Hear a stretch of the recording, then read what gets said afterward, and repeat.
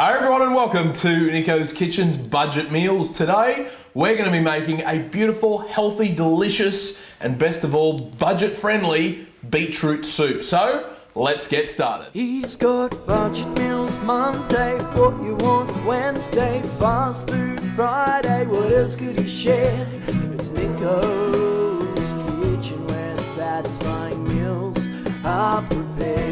So guys, the first thing that we're going to do to get started on our beetroot soup is cook our vegetables. And I just wanted to go through the vegetables that I'll be using with you because it's a beetroot soup. Yes, we've got beetroot in it, but it needs some backup singers with it as well. And these are the backups that I've got today. I've got some carrot, I've got some baby potatoes, some celery, some onion, and I've also got some parsley, but you could use thyme, oregano, it's up to you, but make sure it's a fresh herb.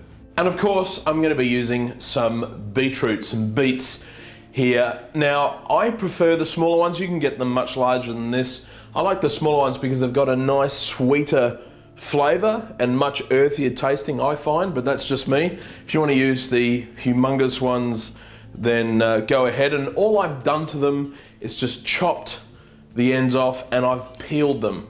Now, a little tip, if you don't want to get the beetroot juice on your hands because it does stain, then use some rubber gloves. So just over on the stove, I've got a large pot and I've put it up to a medium to high heat, and I'm just going to add in some olive oil, and then I'm going to add in my vegetables to the pot.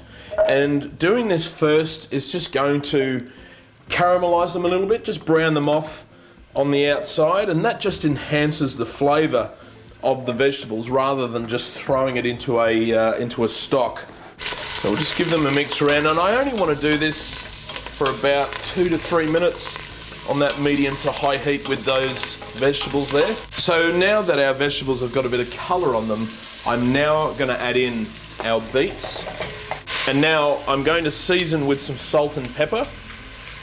Now, what I'm going to be putting in now goes fantastically well with beets, and it is some balsamic vinegar. It goes with beets like peas and carrots, and it adds such a wonderful flavour to the soup as well. So I'm just going to add in just a few drops of it. So at this stage, I'm going to turn the heat down to a medium heat. I'm going to get that intensity, that heat intensity out of the pot. And now into the pot, I'm going to be adding in some chicken stock. Now, you don't have to use chicken stock. If you're vegetarian, you can use vegetable stock, of course. But I just like the flavour of the chicken stock with this. And we're just going to add that in. So I'm just going to give this a good mix around. And now what I'm going to do is just turn the heat down to a low to medium heat. And I'm going to let this cook for about 30 to 35 minutes until those vegetables are nice and tender, the beetroot is tender, and then we will pop this into a blender and mix it all up. So we've finished cooking our vegetables here. They've been going for about 35 minutes. I'm now going to pop them in the blender. If you don't have a blender, you can use one of those stick blenders as well, and just while it's in the pot, you can whiz it up there. It's up to you.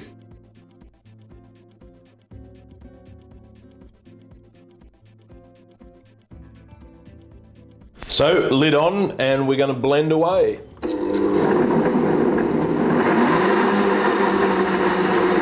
So that's the colour, that's that vibrant ruby red colour that we're after with our beetroot soup. So we're now going to plate this bad boy up.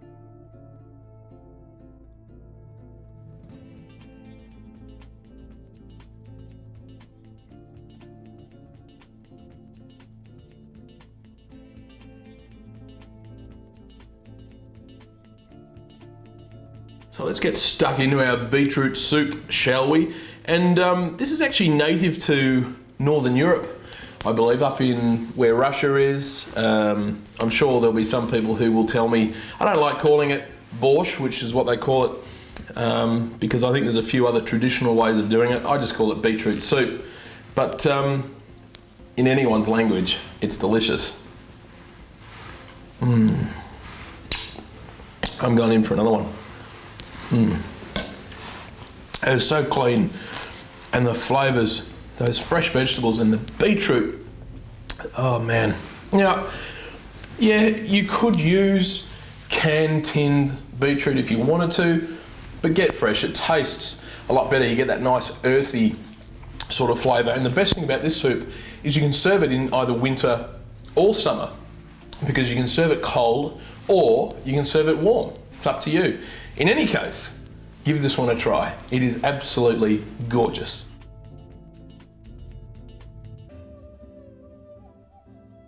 All the ingredients are below for this one. Give this one a try. You will love it, I guarantee it. I'll see you this Wednesday for another What You Want Wednesday. So make sure you get your recipe requests into my Twitter, Facebook page, or in the comments section below here on YouTube. Until then, you take care.